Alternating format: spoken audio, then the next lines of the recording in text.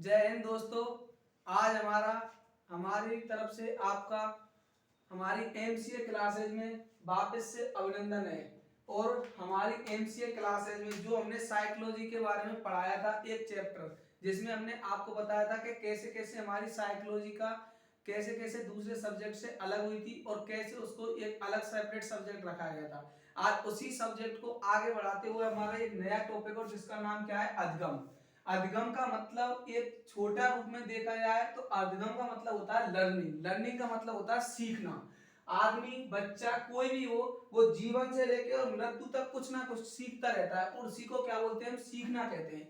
लेकिन सीखना कहना केवल अधिगम का अर्थ को एक संकुचित अर्थ देता है, जो कि हमारे मनोविज्ञान के अंदर संकुचित अर्थ नहीं होने के बाद हमारा इसका एक बड़ा और व्यापक शब्द लिया गया है और वो होता है अधिगम का मतलब होता है व्यवहार में परिवर्तन करना ही अधिगम होता है। मतलब क्या कह रहा है कि अगर आदमी कोई कार्य करता है और कार्य करने के बाद में उसके व्यवहार में परिवर्तन होता है तो उसको हम क्या बोलते हैं, उसको हम अधिगम बोलते हैं। अब ये अधिगम जो होता है हमारा दो प्रकार से होता है। एक तो होता है कौन सा, हमारा स्थायी अधिगम, और दूसरा कौन सा होता है, हमारा अस्थायी अधिगम। पहला जो अधिगम होता है वो कौन सा होता है, स्थायी अधिगम, और दूसरा होता है हमारा अस्थायी अधिगम। स्थायी अधिगम हमारा तीन तरीके से हम प्राप्त करते हैं। कौन से, एक तो अभ्यास के द्वारा, दूसरा हमारा प्रशिक्षण के द्वारा और तीसरा हमारा अनुभव के द्वारा।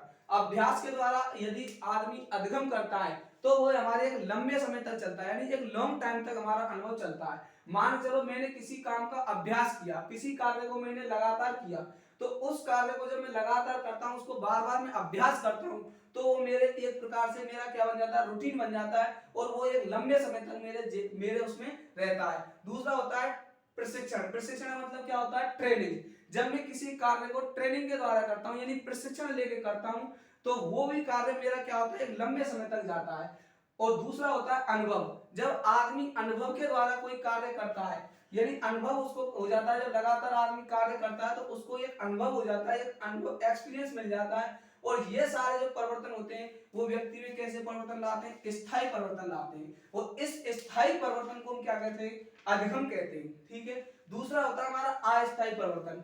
दोस्तों परिवर्तन तो हमारा, जैसे हमने कहा कि व्यवहार में परिवर्तन, परिवर्तन हमारा अस्थायी तरीके से भी होता है। जैसे हमारे कोई बीमारी हो जाती है हमारे शरीर में, तो वो भी हमारा क्या होता है, एक परिवर्तन होता है। कोई बीमारी हो गई, थकान हो गई, संवेग हो गया, और एक हो गई हमारी कौन सी, परिपक्वता, यानी कि मैच्योरिटी।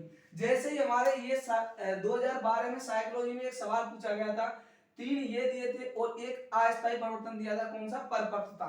तो उसमें पूछा गया था क्या परिपक्वता से अधिगम में परिवर्तन होता है, तो इसका आंसर जो परिपक्वता क्या था, गलत था, क्योंकि परिपक्वता से कभी भी हमारे व्यवहार में स्थायी परिवर्तन नहीं आता है। तो दोस्तों इसी बात को मनोवैज्ञानिकों ने अपने संदर्भ में रखते हुए कहा था कि व्यवहार में परिवर्तन ही हमारा क्या होता है, अधिगम होता है। तो इसकी सबसे अच्छी जो डेफिनेशन दी थी वो दी थी हमारे क्रो एंड क्रो ने।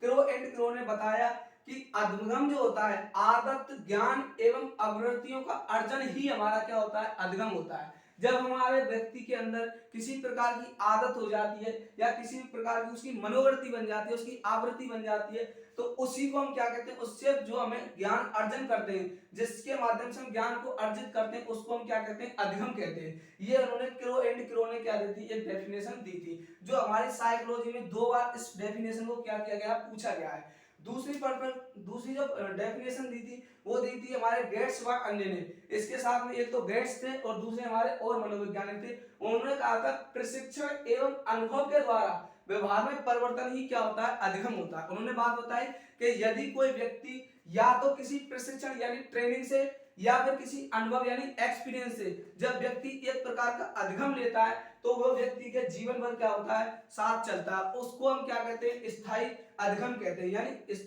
इससे सीधा हमारा मतलब निकल रहा है कि यदि व्यक्ति अधिगम किससे करता है, प्रशिक्षण और अधिगम से, प्रशिक्षण और अनुभव से, तो उसे हम क्या कहते हैं, अधिगम कहते हैं। ये बात किसने कही थी, ये हमारे गेट्स व अन्य ने कही थी। अब क्या हुआ कि जैसे साइकोलॉजी की धीरे धीरे सारी विशेषताएं चलने लगी, तो अधिगम की इन्होंने क्या बताई थी, विशेषता बताई थी। और उन विशेषताओं में सबसे मोस्ट जो विशेषता पूछी गई थी, पिछली बार रीट में भी पूछी गई थी, कि अधिगम जीवन पर्यंत चलने वाली क्या एक प्रक्रिया है। मतलब बच्चा जब से जन्म लेता है और मरता है तब तक वो बच्चा कुछ ना कुछ क्या होता है सीखता है, चाहे वो उसके जीवन में काम आने वाला हो या उसके काम नहीं आने वाला हो, लेकिन बच्चा हमेशा क्या होता है सीखता है। तो इसलिए इसको कहा था कि अधिगम एक कैसी प्रोसेस है, यानी अधिगम एक कंटिन्यूअस प्रोसेस है, मतलब व्यक्ति जीवन पर्यंत क्या होता है सीखता है। दूसरा उन्होंने कहा था कि अधिगम एक सार्वभौमिक प्रक्रिया है, यानी उन्होंने कहा था कि learning is a universal process. उन्होंने कहा था कि अधिगम जो होता है एक ऐसी प्रक्रिया है जो हर जगह सीखी जाती है, ऐसा कुछ नहीं है केवल उसको क्लास के अंदर या किसी एक विशेष पर्टिकुलर क्षेत्र में ही सीखा जाए, नहीं।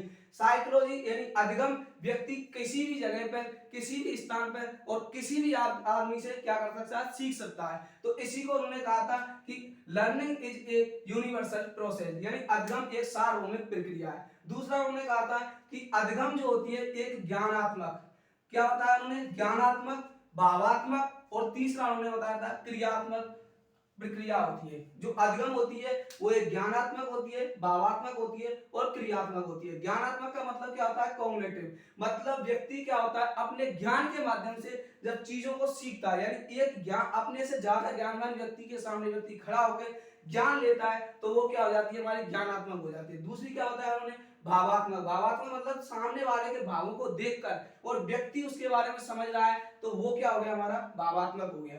तीसरा होता है हमारा कौन सा, क्रियात्मक। ये सबसे अच्छी एक प्रक्रिया होती है और क्रियात्मक को उन्होंने कहा था कि अधिगम एक ऐसी प्रक्रिया होती है जिसको व्यक्ति क्रिया करके खुद करता है, यानी उन्होंने कहा था व्यक्ति करके सीखना सबसे अच्छा सीखना माना जाता है। जब व्यक्ति किसी भी कार्य को करता है और करके उसको सीखता है तो वो एक लंबे समय तक व्यक्ति के जीवन में रहता है, और उसी को उन्होंने कहा था कि करके सीखना एक सबसे अच्छी प्रक्रिया है। दूसरा उन्होंने बताया था लास्ट में, अधिगम किसी भी प्रक्रिया की, अधिगम एक प्रक्रिया है ना कि एक परिणाम। उन्होंने कहा था कि अधिगम learning is a process, note क्या बताया उन्होंने, रिजल्ट बताया, क्योंकि अधिगम एक प्रक्रिया होती है ना कि उसका परिणाम। आपने कोई भी कार्य सीखा तो वो कार्य सीखा है वो एक प्रक्रिया है, लेकिन उसको आप उसका रिजल्ट या उसका परिणाम नहीं बता सकते।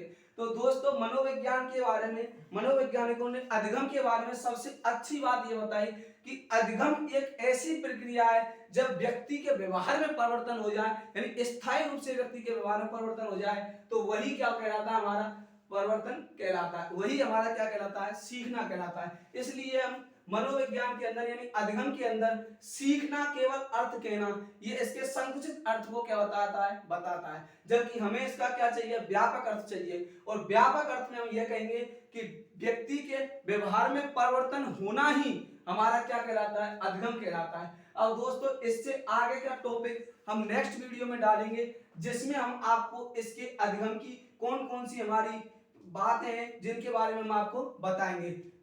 दोस्तों आपसे निवेदन है कि हमारी वीडियो को लाइक एंड सब्सक्राइब करें, क्योंकि हम आपको एक ऐसी चीज प्रोवाइड कराएंगे इसके अंदर जो आपको ना तो कहीं मिलेगी ना आपने कहीं देखी होगी। हम इस तरीके से साइकोलॉजी को लेकर चलेंगे कि आपके एक एक रग रग में हम साइकोलॉजी को क्या कर देंगे, भर देंगे, और आपको कभी भी साइकोलॉजी को वापस पढ़ने की क्या नहीं होगी, इच्छा नहीं होगी। इस तरीके से हम साइकोलॉजी को विस्तार से बताएंगे। जय हिंद दोस्तों।